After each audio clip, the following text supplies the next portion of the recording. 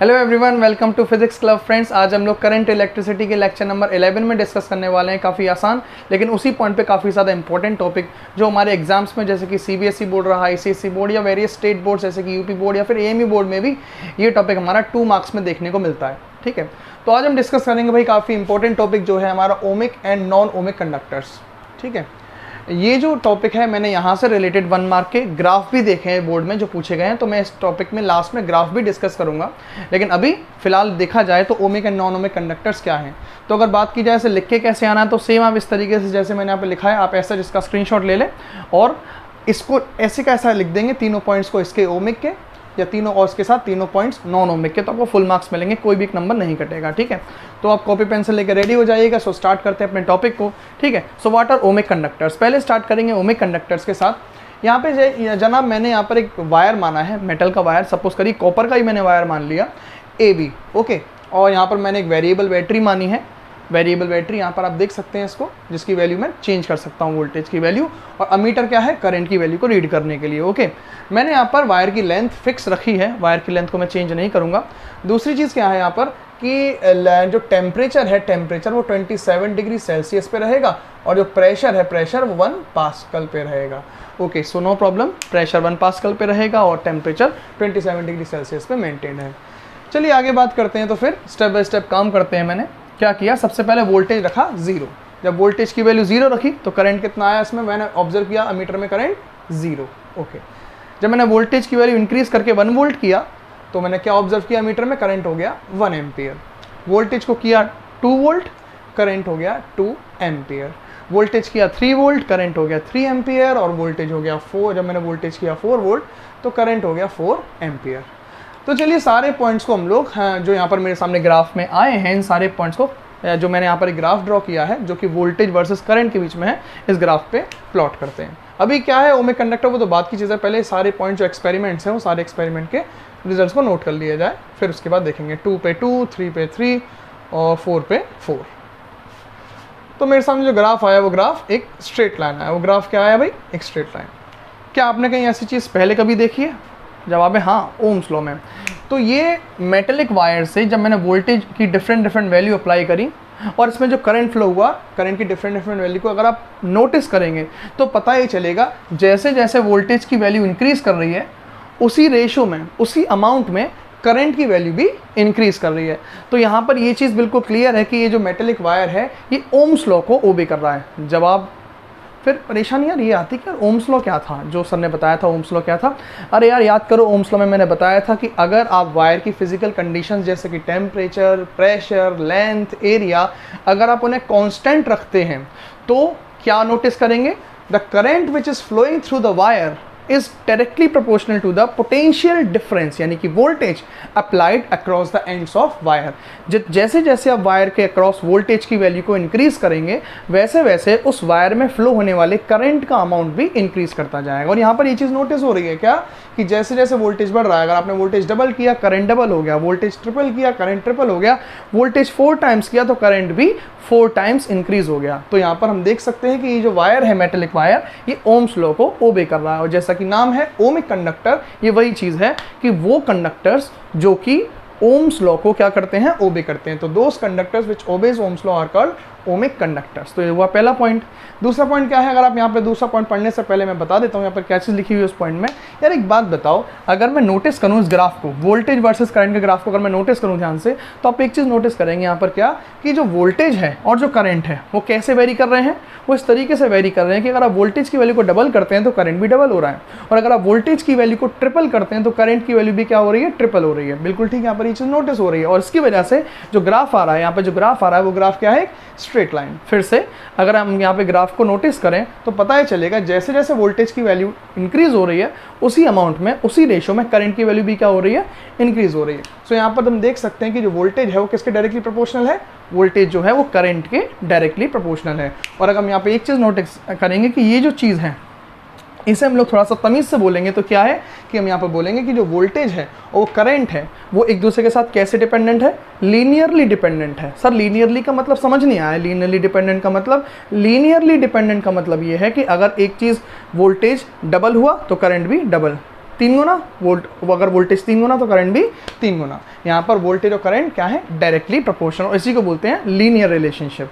Sir linear relationship मतलब उसे और बारीकी से समझा तो क्या कहेंगे कि अगर वोल्टेज और करंट डायरेक्टली प्रोपोर्शनल है और दोनों के पास क्या है 1-1 पावर, तो क्या आएगी, एक स्ट्रेट लाइन आ जाएगी, इसे बोलते हैं linear relationship. Okay, for ohmic conductors there is a linear relationship. Linear relationship का मतलब कि अगर मैं वोल्टेज और करंट के बीच में ग्राफ ड्रॉ करूंगा तो वो क्या आएगा, एक स्ट्रेट लाइन आएगा। क्या आएगा फिर से, अगर मैं बोलता हूँ लीनियर रिलेशनशिप तो इसका मतलब क्या है, अगर मैं वोल्टेज और करंट के बीच में ग्राफ खींचूंगा तो ग्राफ क्या आएगा, straight line. Okay, so for ohmic conductor there is a linear relationship between applied voltage V and current. Okay, और बारीकी समझें और आसान भाषा में समझें, that is for these conductors, इन कंडक्टर्स के लिए VI वोल्टेज वर्सेस करंट जो है वो क्या आएगा, हमेशा वोल्टेज वर्सेस करंट एक स्ट्रेट लाइन आएगी। ओके, और यहाँ पर क्या देखने को मिलेगा कि जो वोल्टेज है और करंट है वो क्या है, डायरेक्टली प्रोपोर्शनल। चलिए आगे बात करते हैं। अच्छा एक चीज़ बताओ, तीसरे पॉइंट को समझने से पहले, तीसरे पॉइंट में क्या लिखा है वो तो बाद में पढ़ लेंगे, लेकिन तीसरे पॉइंट में है क्या चीज़ मैं आपको यहीं पे बताता हूँ। यार एक बात बताओ, अगर मैंने वोल्टेज की वैल्यू पिक करी 2, तो बताइए 2 वोल्ट पर कमेंट सेक्शन में बताइए करंट की वैल्यू क्या आएगी। अगर मैंने वोल्टेज की वैल्यू पिक करी 2 वोल्ट, तो 2 वोल्ट के करस्पॉन्डिंग करंट कितना है यहाँ पर, बिल्कुल सही है, आप लोग सही बता रहे हैं, 2 एम्पियर। ठीक है, क्या 2 वोल्ट के करस्पॉन्डिंग कोई करंट की 2 एम्पियर के अलावा कोई दूसरी वैल्यू एग्जिस्ट करती है? आपका जवाब है नहीं। 2 वोल्ट पर 2 एम्पियर करंट ही एग्जिस्ट करता है। 2 वोल्ट पर 2 एम्पियर के अलावा कोई और करंट की वैल्यू एग्जिस्ट नहीं करती। इसी चीज़ को बोलते हैं क्या, कि भैया हमारे वोल्टेज और हमारे करंट के बीच में क्या है, एक यूनिक रिलेशनशिप है। यूनिक रिलेशनशिप मतलब एक वोल्टेज और करंट के बीच में यूनिक रिलेशनशिप इस बात को बताती है कि अगर आपने वोल्टेज की एक वैल्यू सेलेक्ट करी तो उस वोल्टेज की वैल्यू पर, पर्टिकुलर वोल्टेज की वैल्यू पर एक ही करंट की वैल्यू एग्जिस्ट करे, ना कि एक से ज़्यादा करंट की वैल्यू एग्जिस्ट करें। यहाँ पर वही चीज़ हो रही है कि अगर मैंने 3 वोल्ट सेलेक्ट किया तो पर्टिकुलर 3 वोल्ट वोल्टेज पर हमारे पास करंट की सिंगल वैल्यू है जो कि है 3 एम्पियर। ओके, ऐसा नहीं है कि 3 वोल्ट पर जो है 4 एम्पियर भी एग्जिस्ट करता है, 3 वोल्ट पर 2 वोल्ट, 3 वोल्ट पर 2 एम्पियर भी आ जाएगा, ऐसा ना, एक वोल्टेज पर एक ही करंट की वैल्यू, और इसी को बोलते हैं यूनिक रिलेशनशिप है। एक बार बोर्ड में क्वेश्चन आया कि ओमिक कंडक्टर्स के लिए वोल्टेज और करंट के बीच में जो रिलेशनशिप होती है वो linear and unique, option A, non linear and unique, option B, non linear non unique, option C, option D था लीनियर एंड यूनिक। आप मुझे कमेंट सेक्शन में बताइए कौन सा ऑप्शन इनमें से सही है।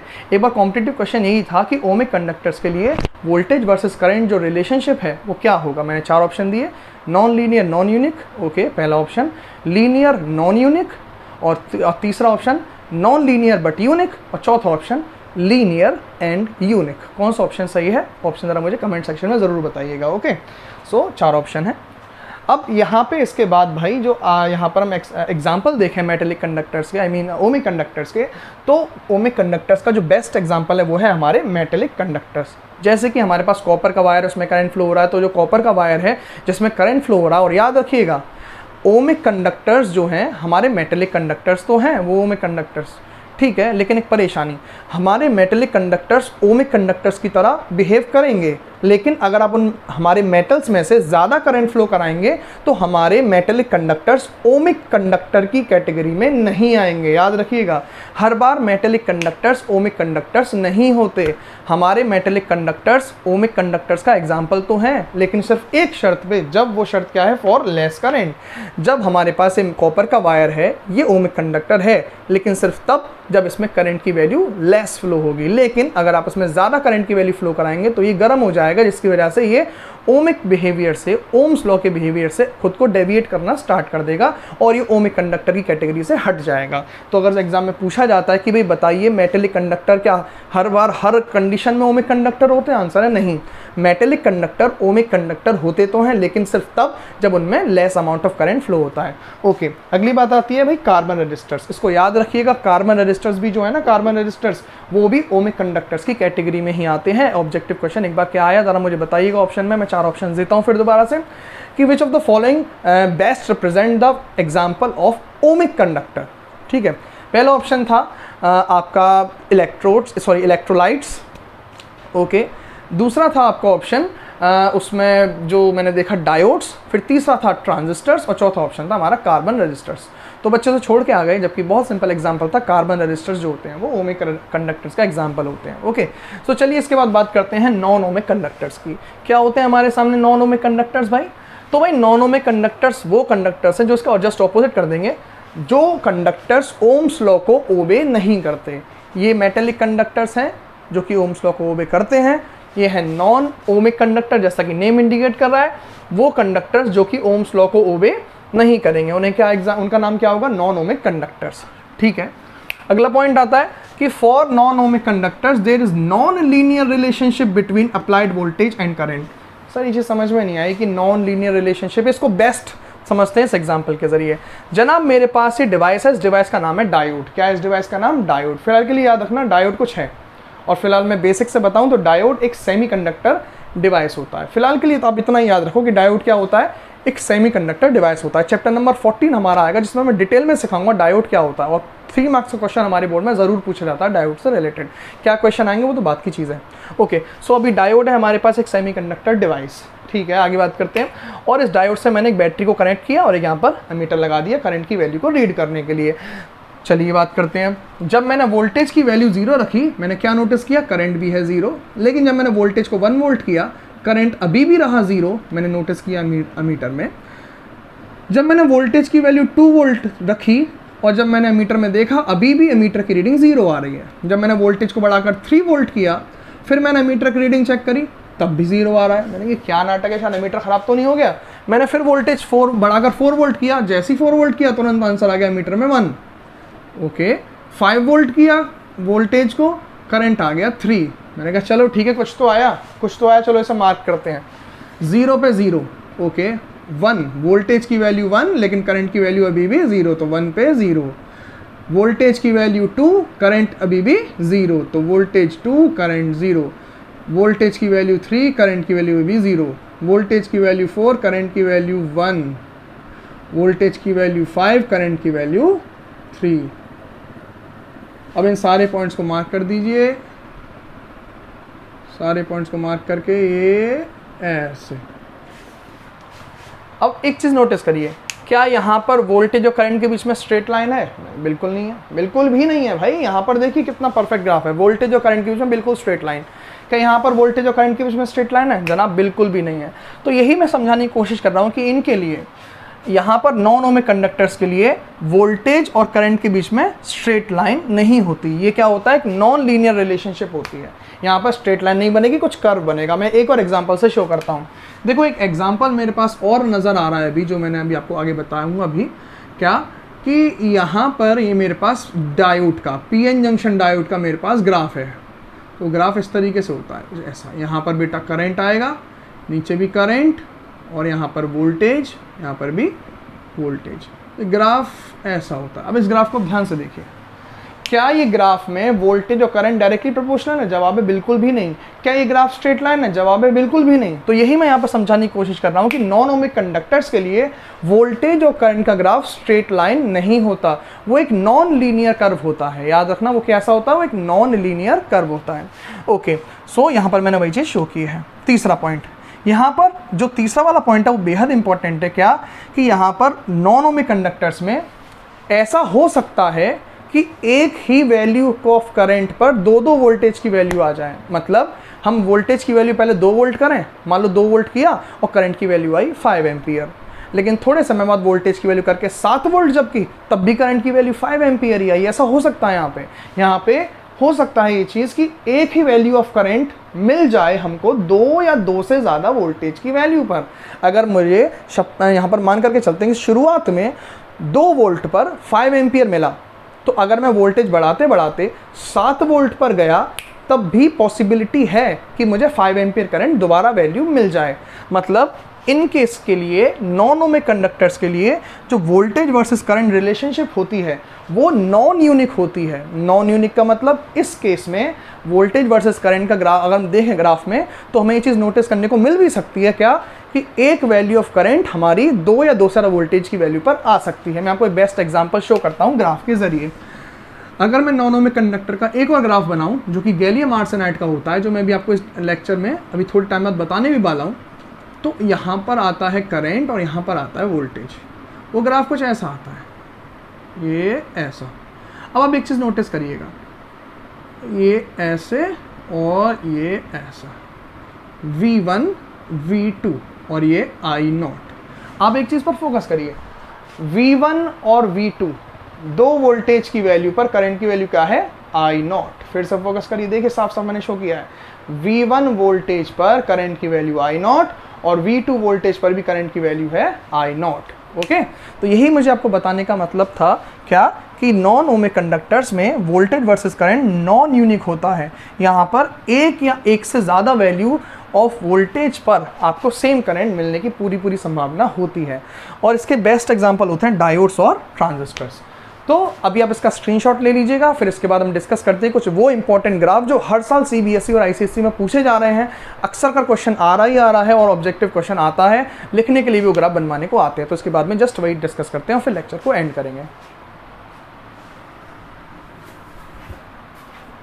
चलिए तो कंटिन्यू करते हैं अपने लेक्चर को, और हम देखते हैं कुछ इंपॉर्टेंट ग्राफ जो हमारे एग्जाम्स में देखने को मिले हैं हमको। ठीक है, पहला ग्राफ तो है हमारे सामने फॉर मेटेलिक कंडक्टर। ये मैंने अभी थोड़ी देर पहले डिस्कस भी किया था।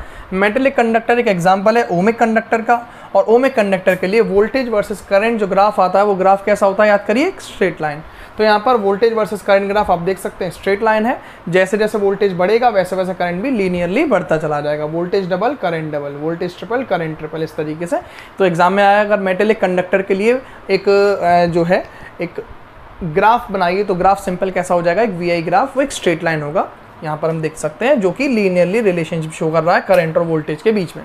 चलिए अगला आता है हमारे सामने जो कि इंपॉर्टेंट भी है और बहुत बार देखने को मिला है कि भाई कि पीएन जंक्शन डायोड, फिलहाल एक सेमीकंडक्टर डिवाइस होता है पीएन जंक्शन डायोड। इतना आप याद रखना, क्या होता है पीएन जंक्शन डायोड, एक सेमीकंडक्टर डिवाइस, सेमीकंडक्टर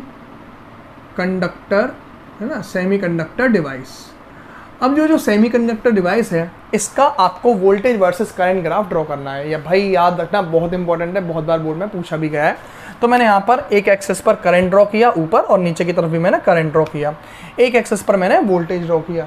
ठीक है, तो यहाँ पर अपने यहाँ पर मैंने वोल्टेज, यहाँ पर वोल्टेज ड्रॉ किया। फिलहाल के लिए आप इस ग्राफ को याद रखिएगा। इस ग्राफ को देखें, ये ग्राफ नॉन लीनियर है, देख सकते हैं स्ट्रेट लाइन नहीं है, ये ग्राफ क्या है, नॉन लीनियर। शुरुआत में देखिए वोल्टेज बढ़ा, करंट जीरो, वोल्टेज और बढ़ाया, करंट अभी भी जीरो है, वोल्टेज और बढ़ाया, करंट अभी भी जीरो है। ठीक है, फिर वोल्टेज बढ़ा, करंट थोड़ा सा बढ़ा, फिर वोल्टेज बढ़ा, करंट बढ़ा, फिर वोल्टेज बढ़ा, करंट बढ़ा, लेकिन ये नॉन लीनियर, लगभग नॉन लीनियर ही है। ठीक है, याद रखिएगा। तो नॉन लीनियर रिलेशनशिप होता है करंट वर्सेस वोल्टेज। यहाँ पर, और यहाँ पर भी देख सकते हैं आप कि वोल्टेज बढ़ा, करंट हल्का सा बढ़ा, वोल्टेज बढ़ा, करंट हल्का सा बढ़ा, वोल्टेज बढ़ा, हल्का सा करंट, फिर फिक्स हो गया। फिर वोल्टेज बढ़ाते गए, करंट फिक्स हो गया, फिर एकदम से वोल्टेज इतना हुआ कि करंट एकदम बहुत ज़्यादा बढ़ गया, इसे ब्रेक डाउन कंडीशन बोलते हैं। तो ये तो बहुत आगे आएगा, फिलहाल आप इतना डिटेल में ना जाएं। फिलहाल तो मैं इतना ही कहना चाहूँगा कि भाई ये पीएन जंक्शन डायोड का कर्व आपको अपनी कॉपी पे एज सच नोट कर लेना है, और आपको इसे याद रखना, एक दो बार बनाने की प्रैक्टिस भी कर लीजिएगा, क्योंकि बहुत ज़्यादा इंपॉर्टेंट कर्व है यहाँ पे। ठीक है, यहाँ पर हम देख सकते हैं कि नॉन लीनियर रिलेशनशिप है करंट और वोल्टेज के बीच में। नॉन लीनियर रिलेशनशिप का मतलब यहाँ पर करंट और वोल्टेज डायरेक्टली प्रोपोर्शनल नहीं है। ओके, यहाँ पर वोल्टेज वर्सेस करंट ग्राफ क्या है, एक स्ट्रेट लाइन नहीं होता। चलिए अब आगे बात करते हैं। ये नॉन ओमिक कंडक्टर ग्राफ था, ये भी एक बहुत ज़्यादा डिमांडिंग ग्राफ होता है हमारे एग्जाम्स में। ये ग्राफ किस नाम से आता है, gallium arsenide, GAAS। Gallium arsenide भी एक सेमीकंडक्टर ही है। ठीक है, इनऑर्गेनिक सेमीकंडक्टर होता है गैलियम आर्सेनाइड। इसका ग्राफ हमारे एनसीईआरटी में दिया हुआ है बाकायदा, इसीलिए ग्राफ एग्जाम्स में देखने को मिल जाता है। ओके, सो ग्राफ में मैंने एक तरफ बनाया करंट वाई एक्सेस पर, और एक्स एक्सेस मैंने किसको डिनोट किया, वोल्टेज को। देखिए इसमें 3 रीजन है, O A, और नाम से पूछा जाता है बिल्कुल इस तरीके से जैसा मैंने लिखा है वैसे लिख करके आएंगे, कोई नंबर नहीं कटेगा। OA, AB, BC और इस तरीके से। ठीक है, OA वाले रीजन को देखिए आप, OA वाले रीजन में एक स्ट्रेट लाइन है, लगभग क्या है, एक स्ट्रेट लाइन। तो यहाँ पर OA वाले रीजन को बोलते हैं भाई लीनियर रीजन। एग्जाम में क्वेश्चन आता है कि बताइए OA वाले रीजन को आप क्या नाम लिखेंगे, OA वाले रीजन का, OA वाले रीजन का नाम है यहाँ पर लीनियर रीजन। क्या बोलते हैं इसे, लीनियर रीजन। यहाँ पर ओम्स लॉ वैलिड होता है। ठीक है, शुरुआत में थोड़े टाइम के लिए ओम्स लॉ वैलिड होता है। फिर आया AB वाला रीजन। AB वाले रीजन को आप ध्यान से देखिए, AB वाला रीजन एक स्ट्रेट लाइन नहीं है। तो अगर AB वाला रीजन स्ट्रेट लाइन नहीं है तो AB क्या है, नॉन लीनियर रीजन। AB क्या है, AB एक नॉन लीनियर रीजन है। Okay, no issue, AB is a non linear region. यहाँ पर ओम्स लॉ वैलिड नहीं होगा, ये एक स्ट्रेट लाइन नहीं है, कर्व है। इसी तरीके से BC वाले रीजन को देखिए, BC भी स्ट्रेट लाइन नहीं है, ये भी एक नॉन लीनियर रीजन है, लेकिन इसका एक स्पेशल नेम है, इसको बोलते हैं नेगेटिव रेजिस्टेंस रीजन। बीसी को क्या बोलते हैं? Negative resistance region. अच्छा जी, क्यों बोलते हैं इसे नेगेटिव रेजिस्टेंस रीजन? यार एक बात बताओ, रेजिस्टेंस का फॉर्मूला क्या होता है? तो सर आपने कहा रेजिस्टेंस का फॉर्मूला होता है V/I। थोड़ा सा और तमीज से बताओ, तो change in voltage divided by change in current. अगर ग्राफ की लैंग्वेज में बात करूं तो change in voltage divided by change in current क्या होगा? रेजिस्टेंस। ठीक है, यहाँ पर देखिए, यहाँ पर मैंने 2 पॉइंट्स माने। पहले तो वोल्टेज की वैल्यू ये है V1 और फिर वोल्टेज की वैल्यू ये V2। ओके, V1 पर करंट क्या है? यहाँ पर V1 के लिए I1 और V2 के लिए करंट I2। आप एक चीज़ चेक करो, अगर मैं यहाँ पर डेल्टा V करूँ तो होगा V2 माइनस V1 और डेल्टा I होगा I2 माइनस I1।